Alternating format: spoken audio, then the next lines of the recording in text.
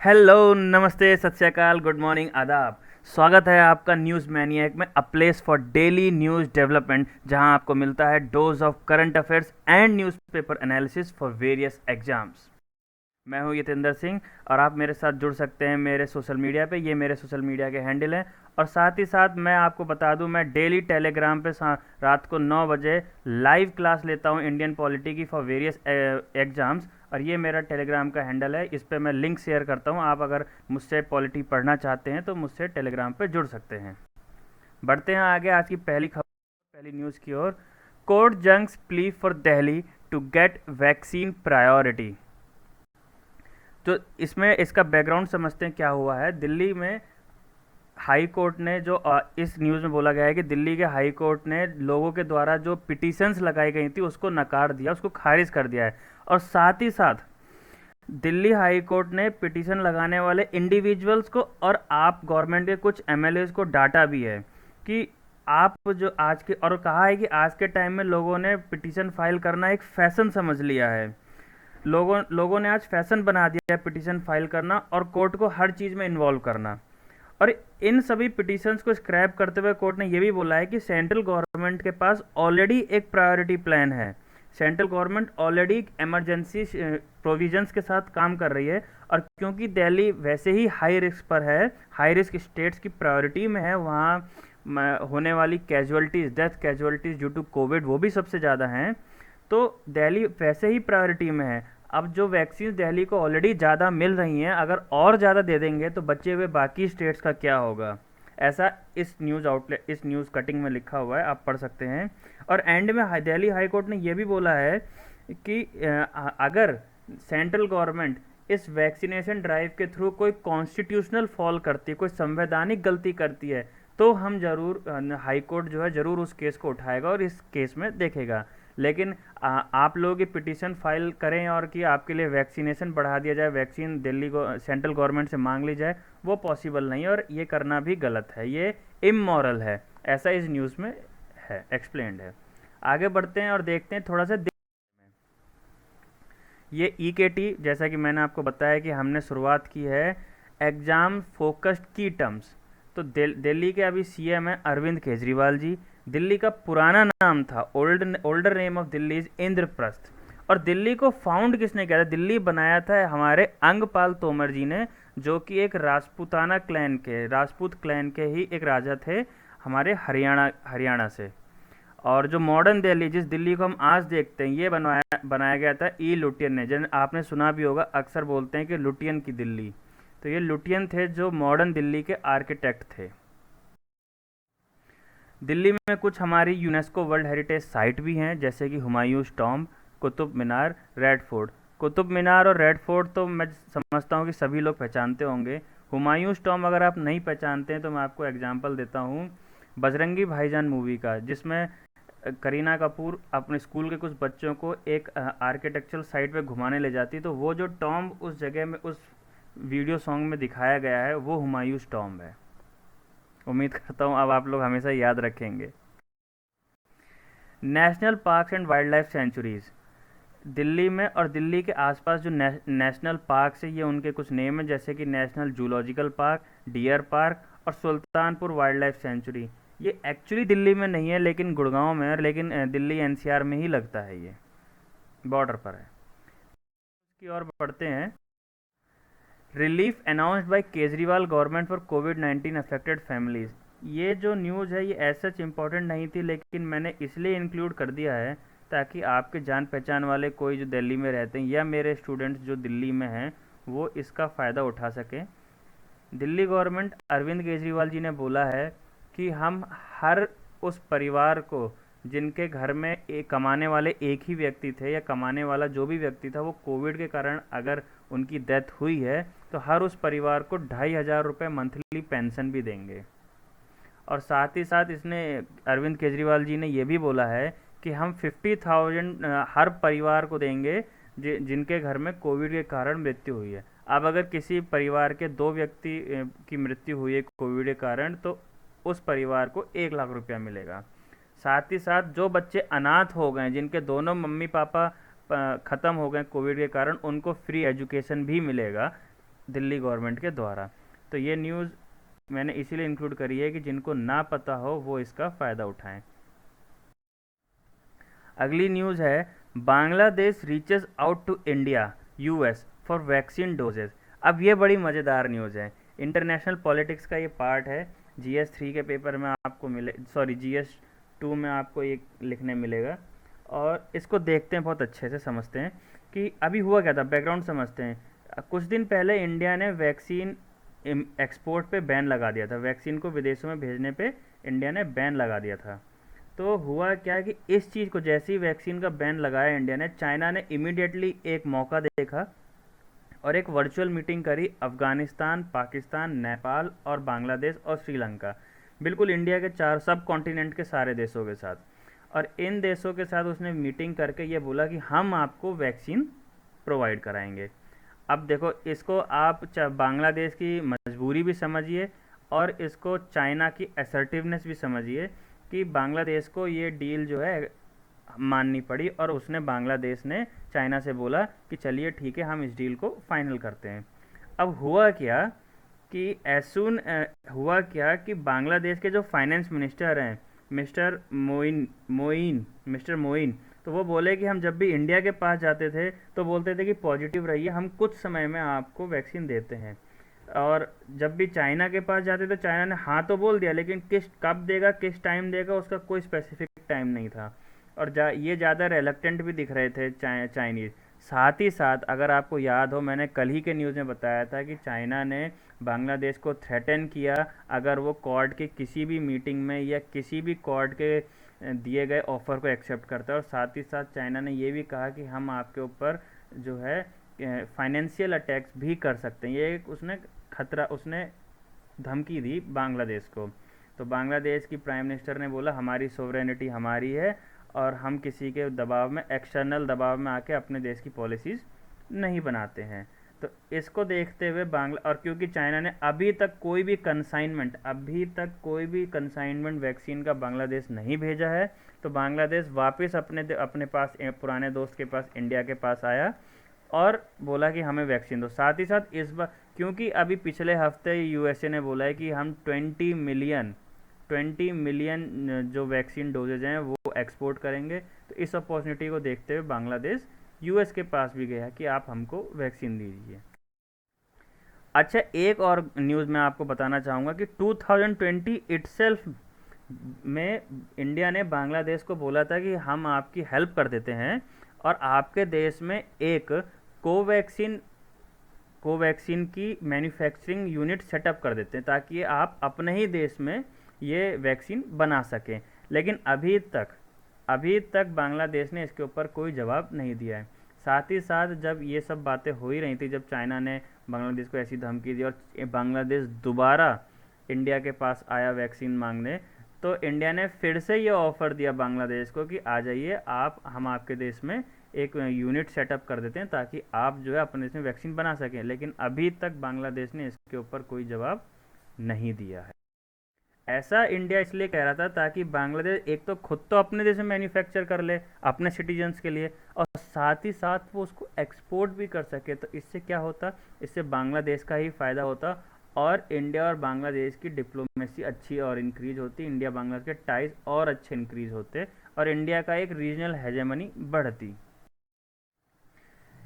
एक और चीज़ बता दूं मैं आपको कि इंडिया अब तक बांग्लादेश को 1,03,00,000 वैक्सीन पहुंचा चुका है, जिसमें से पहला बैच जो डिस्पैच हुआ था वो 21 जनवरी को डिस्पैच हुआ था, जिसमें 33 लाख वैक्सीन थी एज अ गिफ्ट। आप लोग मुझे कमेंट में ये लिख के बताएंगे कि किस ऑपरेशन के तहत ये वैक्सीन जो फ्री में एज अ गिफ्ट दी गई है इंडिया के द्वारा पूरी दुनिया को, वो किस ऑपरेशन के तहत थी, उस ऑपरेशन का नाम क्या है, आप लोग मुझे कमेंट में लिख के ये बताएंगे। थोड़ा सा बांग्लादेश के बारे में जान लेते हैं। बांग्लादेश की कैपिटल है ढाका और वहाँ की पीएम है शेख हसीना जी। लैंग्वेज है वहाँ की बंगाली, उर्दू और एक आजकल नई फेमस हो गई है, मैं गूगल पे पढ़ रहा था, बंगाली उर्दू। अब ये क्या होती बंगाली उर्दू मुझे भी नहीं पता, लेकिन वो गूगल पे ये भी दिखाया जा रहा था। वहाँ की मेन रिवर है पद्मा, जिसे हम लोग गंगा कहते हैं, वो उसे पद्मा बुलाते हैं। और Indian high commissioner to Bangladesh जो हैं वो हैं विक्रम डोरायस्वामी जी। एग्ज़ाम फोकस्ड की टर्म जिनके बारे में हमको एग्ज़ाम स्पेसिफिकली ध्यान देना है वो है कि exchanges of enclaves.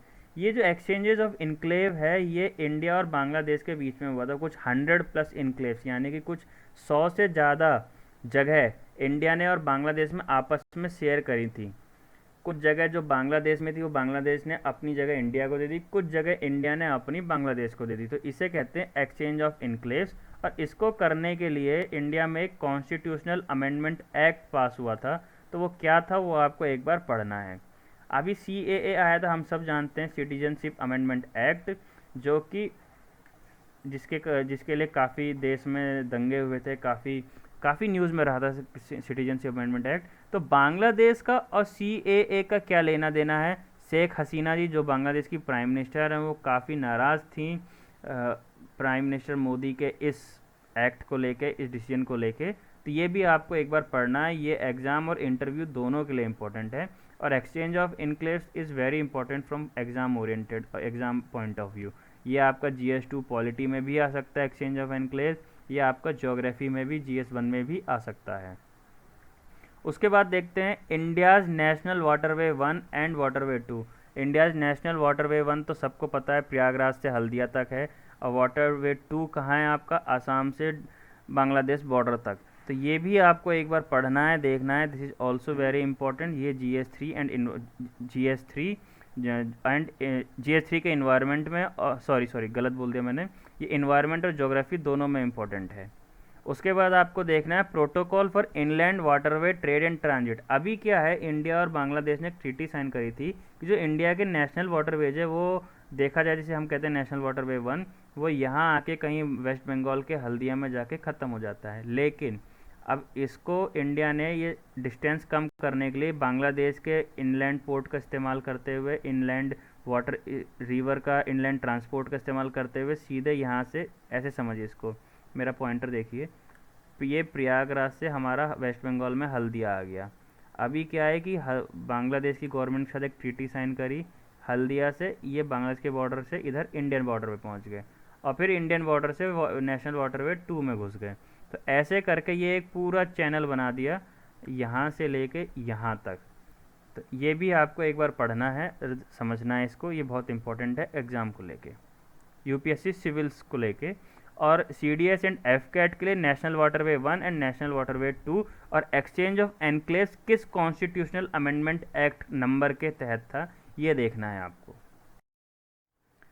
On a पार, ये आपका इंडियन एक्सप्रेस के एडिटोरियल में आया था। इस छोटे से आर्टिकल में ये बताया गया है कि पाकिस्तान के प्राइम मिनिस्टर इमरान खान जी ने अपने मोईद यूसुफ जी, ये है हमारे मोईद यूसुफ जी, ये इनको अपना नया नेशनल सिक्योरिटी एडवाइज़र बनाया है। अच्छा, इनको तो कोई इंट्रोडक्शन की ज़रूरत ही नहीं है, इन्हें तो सब जानते हैं, हमारे national security adviser mister Ajit Doval ji. Swag देख रहे हैं इनका। तो ऑन अ पार इसलिए बोला है कि हमारे जो नेशनल सिक्योरिटी एडवाइज़र NSA होते हैं वो एक कैबिनेट पोजीशन है, सब कैबिनेट पोजीशन है, कैबिनेट।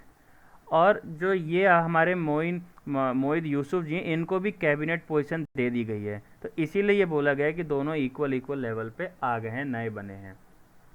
ये मैंने इसलिए अपनी वीडियो में रखा है, इम्पोर्टेंट हमारे लिए ये जानना ये हो जाता है कि नेशनल सिक्योरिटी एडवाइज़र जो हैं हमारे, वो वर्क कैसे करते हैं, इन्हें बनाया कैसे जाता है, और हमारे साथ ही साथ नेशनल सिक्योरिटी एजेंसी क्या, NSA का actual meaning national security agency भी है और नेशनल सिक्योरिटी एडवाइज़र भी है। साथ ही साथ ये सब के सब आते हैं नेशनल सिक्योरिटी काउंसिल के अंदर। तो आपको एक बार ये भी देखना है कि नेशनल सिक्योरिटी काउंसिल का स्ट्रक्चर क्या है, वो बना कैसे होता है, वो किन सब चीज़ों की, किन सब बॉडीज़ या ऑर्गेनाइजेशन या दूसरी बॉडीज़ के तहत मिलके बना होता है। साथ ही साथ आपको ये भी देखना है एग्ज़ाम ओरिएंटेड के लिए, सिविल सर्विसेज के लिए, कि ट्रैक 1 एंड ट्रैक 2 डिप्लोमेसी क्या होती है। और जो बच्चे SSB की तैयारी कर रहे हैं CDS के इंटरव्यू के लिए, उनके लिए भी ट्रैक 1 एंड ट्रैक 2 डिप्लोमेसी जानना बहुत ज़रूरी हो जाता है। और बैक चैनल डिप्लोमेसी क्या होती है, इस न्यूज़ आर्टिकल में ये भी लिखा हुआ है कि अजीत डोभाल, अगर आप यहाँ पे देखें, ये लिखा हुआ है कि Yusuf and Doval had been in touch and conducting back channel talks. तो ये बैक चैनल टॉक्स क्या होता है, हमको ये भी समझने की ज़रूरत है।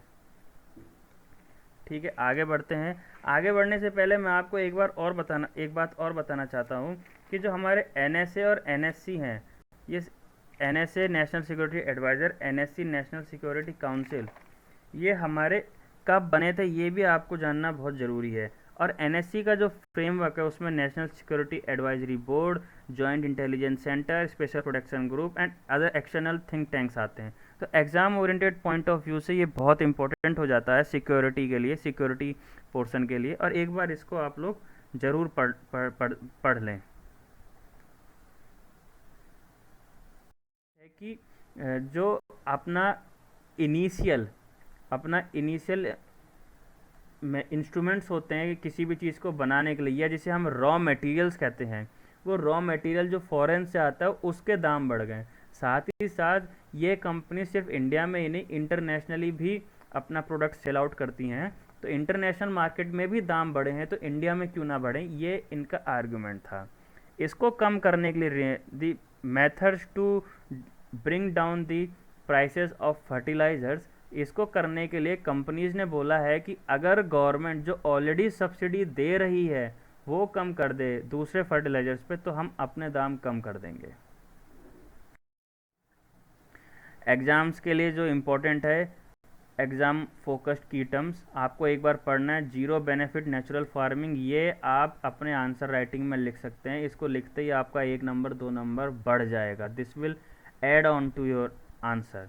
उसके बाद आपको आईसीआर देखना है। ICR Indian council of agriculture research, this is the premier institute that looks into the affairs of agriculture and related research in India. Organic farming समझनी है आपको, क्या होती है ऑर्गेनिक फार्मिंग, ऑर्गेनिक फार्मिंग के फ़ायदे, ऑर्गेनिक फार्मिंग के नुकसान, दोनों देखने हैं आपको। फिर अब हम फर्टिलाइज़र की बात कर रहे हैं तो आपको नेचुरल फर्टिलाइज़र भी देखना है कि नेचुरल फर्टिलाइज़र क्या होता है and how does we can make a natural fertiliser. और आपको बायो मैग्निफिकेशन समझना है, ये तो आप छोड़ ही नहीं सकते, हर साल एक क्वेश्चन इस पर बन जाता है। और लास्ट ईयर 2020 के सिविल्स के प्रीलिम्स में बायो मैग्निफिकेशन पे एक क्वेश्चन था। ये घूम फिर के किसी फॉर्म में क्वेश्चन आ ही जाता है। तो सीडीएस वाले बच्चे और यूपीएससी वाले बच्चे दोनों बायो मैग्निफिकेशन तो ज़रूर देख लें। ये दूसरा एडिटोरियल था, health care and brain drain.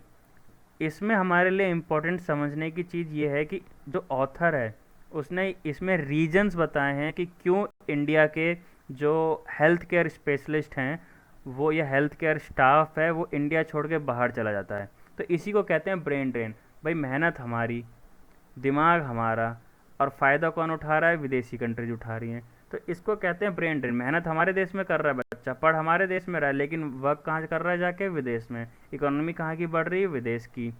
लोगों का फ़ायदा कहाँ हो रहा है, विदेश में। तो ये इसने रीज़न बताएं कि ऐसा क्यों होता है।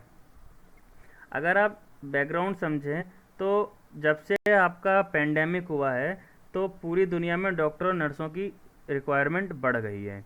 और हमें ये भी पता है कि India is the world leader in providing doctors, nurses and medical staff. India, और स्पेशली इंडिया गल्फ़ कंट्रीज़ को और इंग्लिश स्पीकिंग कंट्रीज़ को, जैसे कि आपका यूरोप हो गया, यूएसए हो गया, ऑस्ट्रेलिया, कनाडा, मैक्सिको हो गया, इंग्लिश स्पीकिंग कंट्रीज़ को जो है इंडिया मेडिकल स्टाफ की सप्लाई करता है। और India is one of the leading country.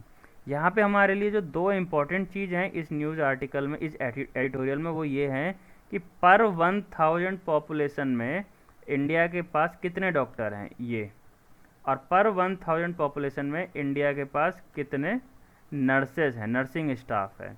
तो नर्सिंग स्टाफ में हमारे पास नर्स, एएनएम, जीएनएम, और डॉक्टर तो फिर हमें पता है स्पेशलाइज होता है। तो आप देख सकते हो कि हाउ लो 0.928, मतलब एक डॉक्टर भी हमारे पास पूरा अच्छे से नहीं है कि 1000 पॉपुलेशन को देख सके।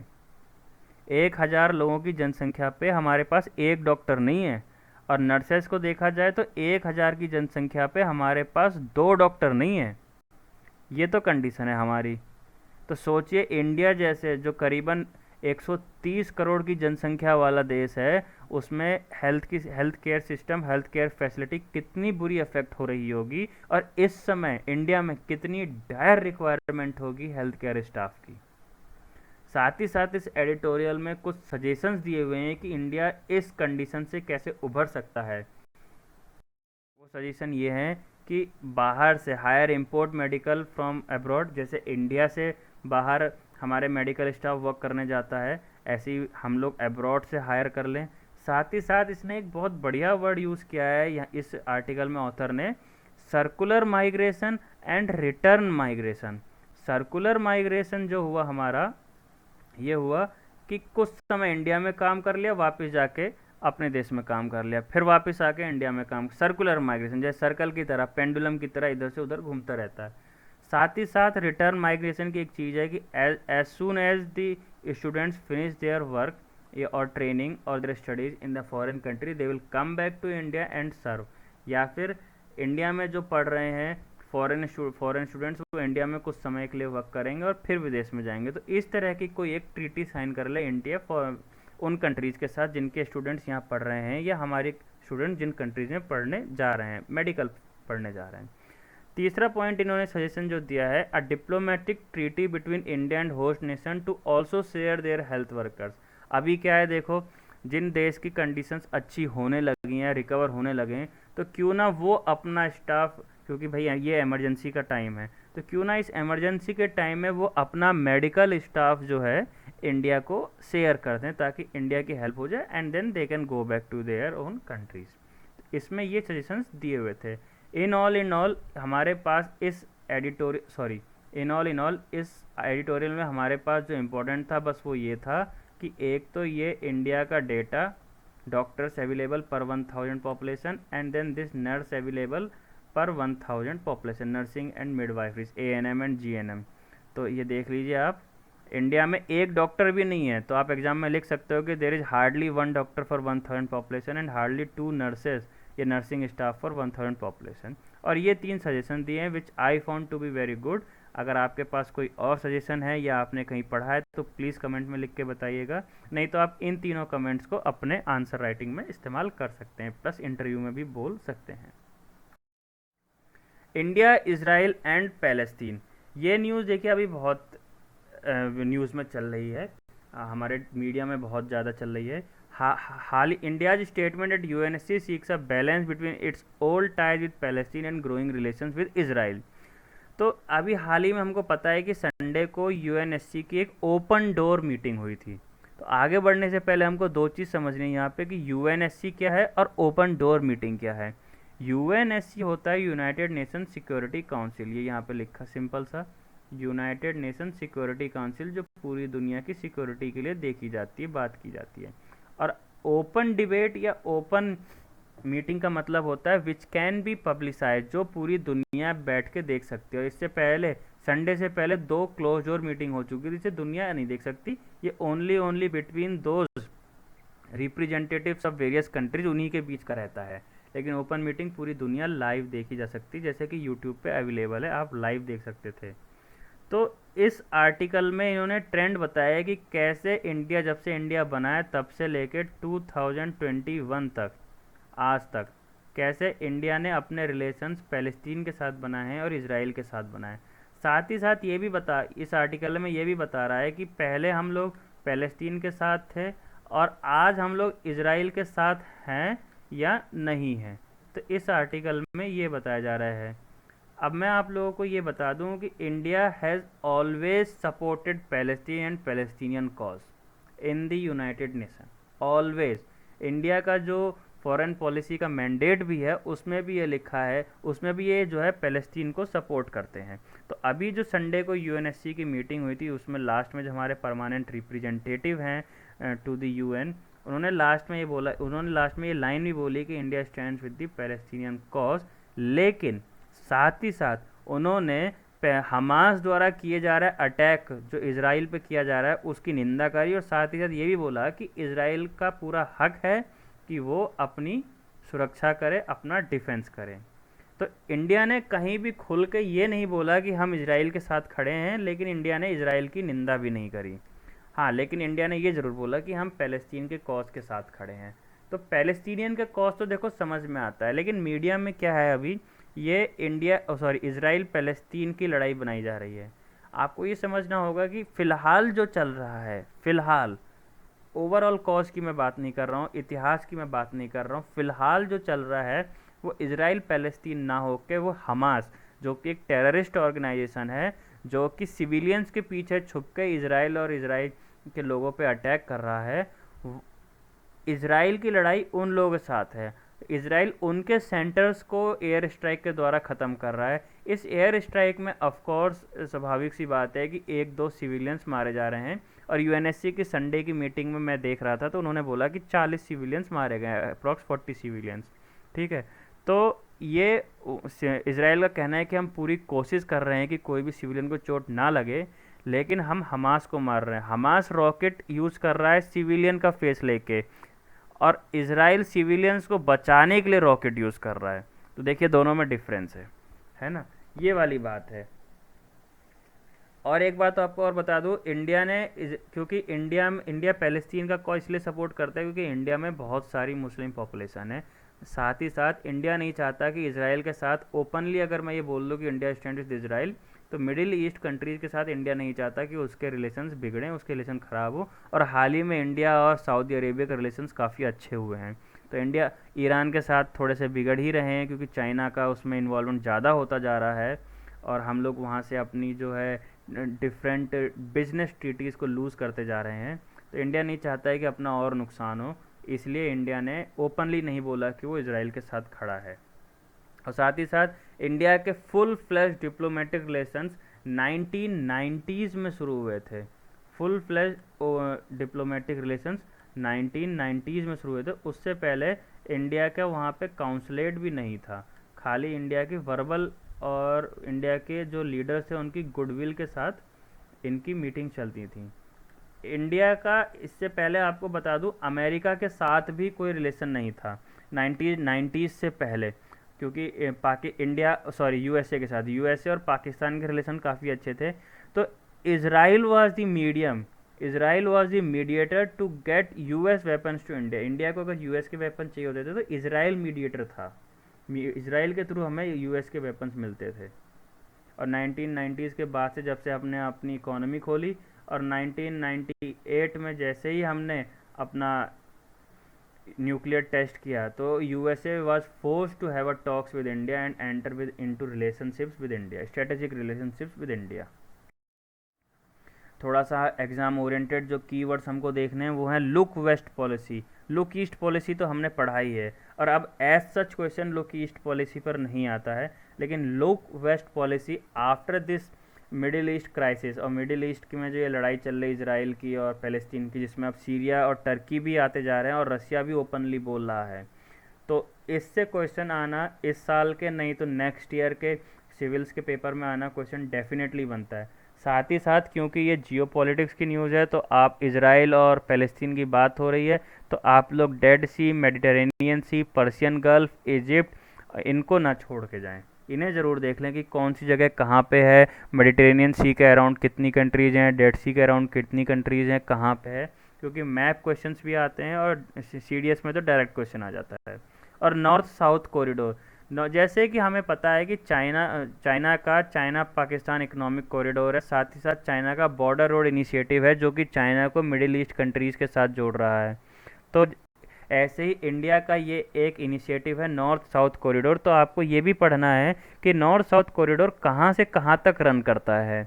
मैं आपको हिंट दे देता हूँ कि नॉर्थ साउथ कॉरिडोर रसिया से इंडिया तक आता है, लेकिन किन किन कंट्रीज़ को रन करके, किन किन कंट्रीज से पास होके आता है और कब तक होगा, क्या ये स्टार्ट हो गया है, क्या नहीं हुआ, एक बार इसको जरूर पढ़ लीजिएगा। And how does north south corridor counter China's BRI project, ये भी आपको देखना है एग्ज़ाम पर्सपेक्टिव से। SSB इंटरव्यू के लिए बहुत इंपॉर्टेंट है, SSB के लेक्चरेट के लिए इंपॉर्टेंट है। अगर CPEC आ जाए, BRI आ जाए, तो आप उसमें ये भी एक लाइन बोल सकते हैं। साथ ही साथ आपको ये भी देखना है कि Haifa war and role of India. Haifa का वॉर हुआ था वर्ल्ड वॉर 1, वर्ल्ड वॉर 2 में, आपको एक बार देखना, और इंडिया ने कैसे हेल्प करी थी हाइफा की, ये भी चेक करना है आपको। और कमेंट में मुझे ज़रूर लिख के बताइएगा कि हाइफा में इंडिया ने कब हेल्प की थी, वर्ल्ड वॉर 1 में, वर्ल्ड वॉर 2 में। ये न्यूज़ बहुत बढ़िया है, सेंसेक्स रीगेन 50,000 पॉइंट। अब ये न्यूज़ इसलिए भी बढ़िया है कि मेरा पैसा भी डबल हो गया। मैंने सेंसेक्स में लगाया हुआ था और मेरा पैसा भी डबल हुआ, इवन मोर देन डबल हो गया, 100% से ज़्यादा का फ़ायदा मिला है मुझे। तो ये पॉइंट है। बहुत टाइम बाद हमारा सेंसेक्स 50,000 क्रॉस किया है। अभी जो बड़ा क्वेश्चन है, ये तो चलो ठीक है कि जो भी हुआ, द बिगर क्वेश्चन इज कि despite lockdown, despite economy performing, why does there is a growth in Sensex. Sensex कैसे बढ़ रहा है? इकोनॉमी तो अभी भी पुअर स्टेज में ही है, लॉकडाउन लगा हुआ है, सारी फैक्ट्रीज रन नहीं कर रही प्रॉपरली, उतना प्रोडक्शन नहीं हो पा रहा है, तो फिर भी सेंसेक्स क्यों बढ़ रहा है? इसका देखिए रीज़न एंड इकोनॉमिक डेवलपमेंट, ये दो टर्म है, इकोनॉमिक ग्रोथ, इकोनॉमिक डेवलपमेंट। तो देखिए इकोनॉमिक ग्रोथ क्या होती है, वो is the total increase in the goods and services in a financial year. मतलब गुड्स एंड सर्विसेज जो बनी है उसकी फाइनेंशियल एक साल में कितना इंक्रीज हुई है, वो तो हमारी बताती है इकोनॉमिक ग्रोथ। यानी कि मोटी मोटी भाषा में हम समझ लें कि नेशनल इनकम, जो हमारी नेशनल इनकम बढ़ेगी। और नेशनल इनकम कब बढ़ेगी? जब हमारा टोटल प्रोडक्शन बढ़ेगा, जो कि गुड्स एंड सर्विसेज का प्रोडक्शन बढ़ेगा, तो हमारा इनकम बढ़ेगी, और इनकम बढ़ेगी तो हमारा क्या होगा? इकोनॉमिक ग्रोथ होगा। लेकिन इकोनॉमिक डेवलपमेंट सेकंड हैंड उसी साइड में क्या कहता है कि जब पैसा बढ़ रहा है, जब हमारी इकोनॉमिक ग्रोथ हो रही है, तो इकोनॉमिक ग्रोथ के साथ साथ improvement in quality of life and living standards भी बढ़ना चाहिए। समझ में आया कि हमारी इकोनॉमी तो ग्रो कर रही है, अभी हम लोग 6 लार्जेस्ट जीडीपी से हैं, 3rd largest economy bye purchasing power parity से हैं पूरी दुनिया में, आउट ऑफ 193 कंट्रीज। उसके बावजूद भी है मतलब very poor ratings and very poor positions in different indexes like happiness index, और भी बहुत सारे इंडेक्स रहते हैं, पोवर्टी इंडेक्स, हंगर इंडेक्स। तो इनमें हमारी जो परफॉर्मेंस है बहुत पुअर है डिस्पाइट हैविंग इकोनॉमिक ग्रोथ। तो इसको कहते हैं इकोनॉमिक डेवलपमेंट। पैसे के साथ साथ लोगों के जीवन भी खुशहाल होना चाहिए, लोगों की जीवनचर्या भी उतनी ही अच्छी होनी चाहिए। तो ये दो कंसेप्ट हैं, दो ये रिलेटेड हैं। जितना पैसा ज़्यादा बढ़ेगा लोगों के पास, उतना ही डेवलपमेंट भी बढ़ेगा, लेकिन ये डायरेक्टली प्रोपोर्शनल नहीं है।